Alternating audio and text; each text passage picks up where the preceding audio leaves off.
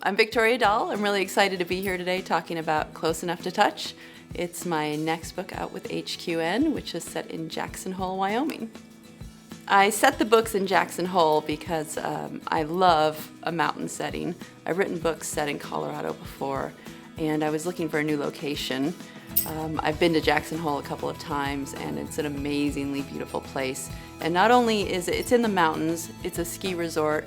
There's also a lot of ranches. So there's just a wide variety of people that live there, and I can work with that. Close Enough to Touch is about Grace Barrett, who is a girl from LA who ends up in Jackson Hole, much to her surprise. The hero is Cole Rollins, who is from Jackson, Wyoming, and he's a cowboy. So Grace is sort of, she was raised in California, so she's a tough LA girl with purple hair and a really tough look, and they're clearly opposites, but that ends up working out.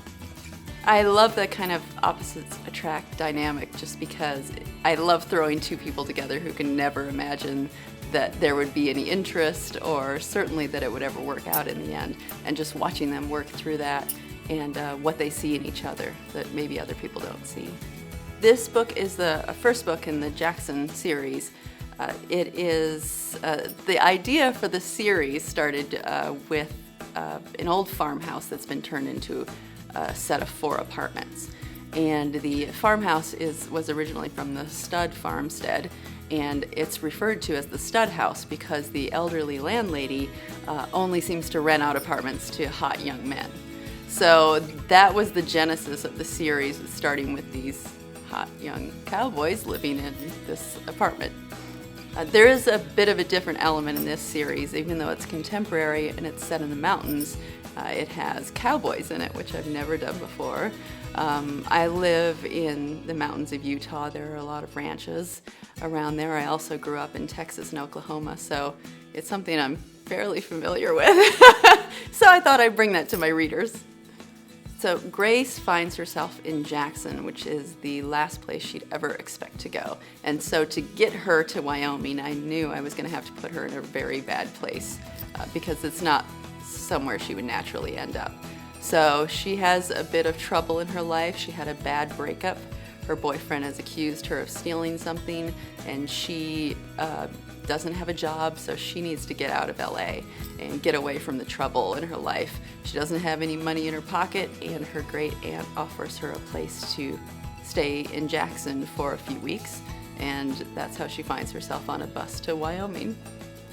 My biggest challenge when I was writing this book was Grace, the heroine who I love, but I knew that I was going to have to capture her toughness and her edge without making her unsympathetic to the readers. So she's had a lot of trouble. I tried to make her backstory sympathetic, even if she doesn't portray herself as being a sympathetic character. And the hero, Cole, sees right through that, and hopefully the readers will as well. We came up with the title Close Enough to Touch when I was on a trip to New York visiting my editor. We were bouncing ideas back and forth, and Close Enough to Touch we came up with because Grace and Cole live right next door to each other in the same apartment complex. So they're very close to each other in location, and Cole is really interested in her. He wants to get to know her. He wants to get closer to her, but she is very much keeping him at bay and keeping her distance. So Close Enough to Touch is just because she's right there, but he can't quite get to her. The next book in the series is Too Hot to Handle, and it also takes place at the Stud Farm, but this time it is Cole's best friend, Shane Harcourt, and Grace's best friend, Mary, who moves up from Texas to stay with her for a little while. And the reason I like this one is because Grace is very protective of Mary, and she's not sure about Shane. So you see a very different side of Grace that comes out in the second book, which is the protective friend. I write historicals in addition to the contemporary series, and the biggest difference between writing them is that with historicals there's always a great plot line or a great hook you can come up with, because somebody can be kidnapped, the father can be forcing the girl to marry somebody she doesn't like. You can throw anything at them. With contemporaries, the easier thing to do with contemporaries is just the dialogue and getting to know these people. It's like having conversations with friends. The third book in the Jackson series will be a friends to lovers story, which is one of my favorites.